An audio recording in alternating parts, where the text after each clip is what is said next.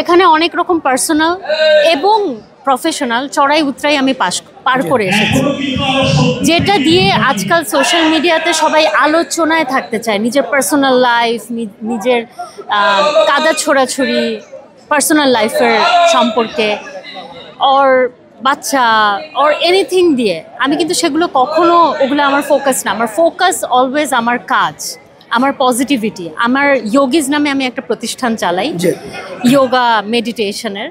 তো ওইখানে আমি পজিটিভিটি নিয়েই কথা বলি। আমি সবসময় পজিটিভ মেসেজ সবাইকে দেওয়ার চেষ্টা করি।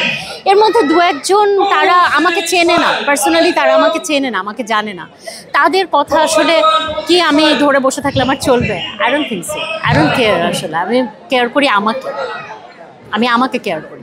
হ্যাঁ, এই যে আপনারা যেহেতু সেলিব্রিটি, আপনাদের অনেক ফ্যান ফলোয়ার্স, তো দেখা যায় যে আপনাদেরকে অবশ্যই তারা ফলো করে, হ্যাঁ, নেটিজেনরাও ফলো করে।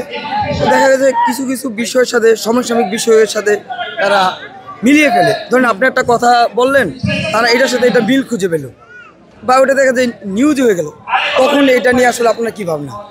আমি সবসময় একটা কথা বলি, সেটা আপনাদের সবাইকে বলি, আমাকে অনেকেই আপনারা প্রায় প্রতিদিনই ফোন করেন, এখন না সব সময়। আমি তখন বলি যে আমি এটা নিয়ে ব্যস্ত আছি, বাট এটা কি নিউজ করার কোনো দরকার আছে?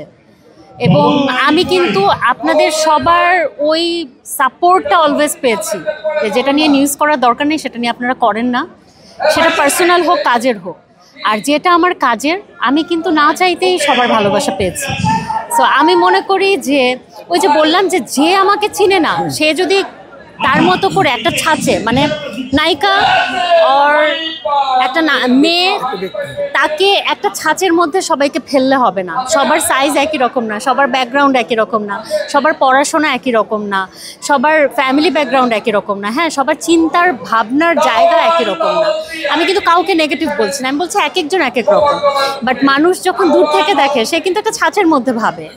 তাদের ভাবনাকে আমি ভুল বলছি না, তাই না? একটা ভাবতেই পারে মানুষজন, কিন্তু আমি বলছি শুধু একটু মাথা চিন্তা করে কথা বলা, যে এ আসলে কি কি করেছিল, সেম জার্নিতে ও কিভাবে রিয়াক্ট করেছিল, দ্যাটস ইট। আমার কাছে আর কিছু ম্যাটার করে না। অভিনয় শিল্পীরা এক এক সময় এক এক প্যাটার্ন চেঞ্জ করেন তাদের আলোচনায় রাখার জন্য। কেউ অভিনয় দিয়ে, কেউ দেখা যায় তার পোশাক পরিচ্ছদ দিয়ে, মানে গেট আপ লুক, বা কোনো কন্ট্রোভার্সি দিয়ে।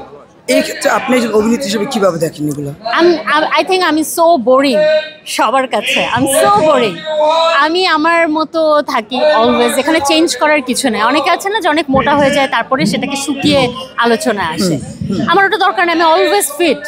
আমার এটা আমি আমার ফিটনেসের যে সিক্রেটগুলো, সেগুলো এখন আমি আমার যোগিজের কোর্সে শেয়ার করি। সেটা নতুন করে আমার জন্য আসলে কোনো কিছু না। একটা ফ্যাশন চেঞ্জ করা আর গেট আপ চেঞ্জ করা, আমি অলওয়েজ ফ্যাশনেবল পারসন, আমি সবসময় তাই। তো আমাকে নতুন করে নিজেকে দেখানোর কিছু নেই, আমি ক্যারেক্টারের জন্য চেঞ্জ হই। অভিনয় আমি চাই যে জীবনের শুরু থেকে, যখনই কবরী আপু তার আয়না সিনেমাটার জন্য আমাকে সিলেক্ট করেছে, তখন থেকে আজ পর্যন্ত আমি অভিনয়টাই করেছি মনোযোগ দিয়ে, আর কিন্তু কোনো কিছু করিনি। এবং আমি খুব অবাক হই, আমার যে পার্টনার এখন লেটেস্ট, মানে আমি যার সাথে আছি গত প্রায় 4 বছর ধরে, সেই